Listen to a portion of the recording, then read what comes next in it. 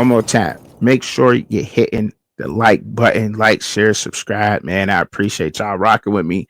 Moving on, we here with Auburn.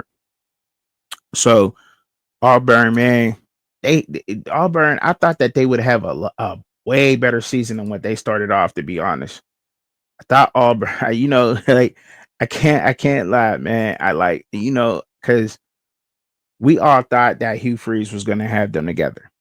And we all thought that they were going to be on top. They finished off the season 5-7 last year, 2-6 in the conference, and we thought they was going to be on point.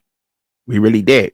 We really honestly thought that they were going to be on point with it, and for some reason they kind of dropped the ball. But their team was kind of young, but they retained a lot of their players. They retained a lot of their players. They got some transfers and some help. They got Eric Singleton. As we know, Eric Singleton came over from Georgia Tech, a wide receiver. They snatched up a left tackle, Xavier Chaplin, redshirt junior, transferred over from Virginia Tech, 6'7", 320 pounds. They needed that. They definitely needed that. As we know, they lost Jarquez Hunter. They lost Peyton Thorne. Who else? I'm sorry. I'm sorry to say that. And they lost a tight end. They lost and two wide receivers, Keandre Lambert Smith and Lewis. That's who else they lost. And then I did told you about Xavier Chaplin. They got Jackson Arnold, quarterback from Oklahoma. You know what I'm saying? Hugh Freeze when it's not too much. As we know, Jackson Arnold, he had some struggles. Now, some people still like Jackson Arnold because let's just keep it real. I mean, he had a 63 completion percentage. He had 12 touchdowns, 3 interceptions. He did play in the SEC last year, so he has SEC experience. 6'1", 210, as y'all know. He had 1,421 yards last season. I think Jackson Arnold may fit with Hugh Freeze in that system.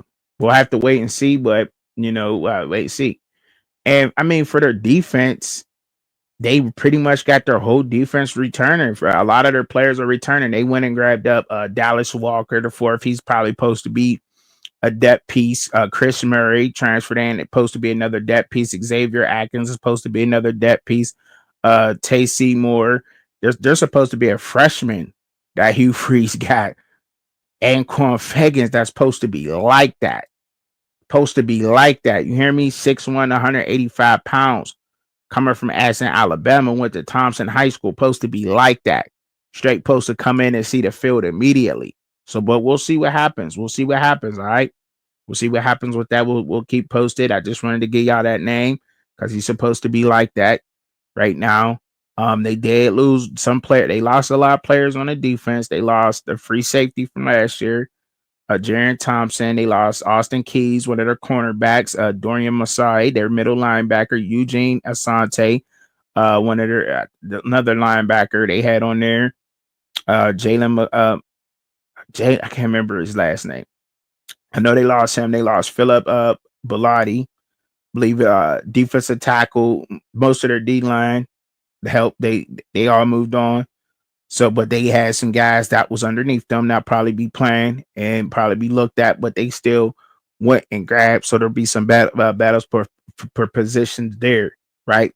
What's going on with Hugh Freeze down there with the Auburn Tigers?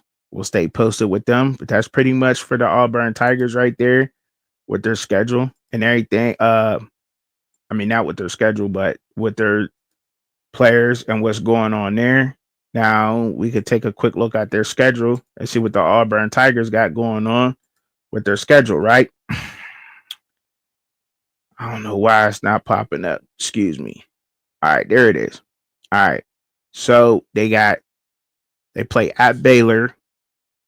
All right, that's pretty good. Then they got Ball State at home. Then they got the South Alabama Jaguars. I believe South Alabama are they winning them conferences? I don't know. Then they go to Oklahoma. Then they go to Texas A&M, which is ranked. Then they're off. Then they got Georgia at home, Mizzou at home. Then they go to Arkansas to play the Razorbacks, Kentucky at home, to Vanderbilt to play. Then they're off. Then they got the Mercer Bears. Then they finish off the season playing Alabama. Um, it's looking better. Schedules are looking better. I think they're pretty much hearing us out there complaining about why ain't they playing tougher schedules or whatever. And if they do, it only makes the SEC argument a little bit harder and undeniable once they do put more of the other conference teams on their schedule, right? I think so. I think it just makes the argument stronger for them to have more playoff spots. But we'll talk about that another day. But right now, we move.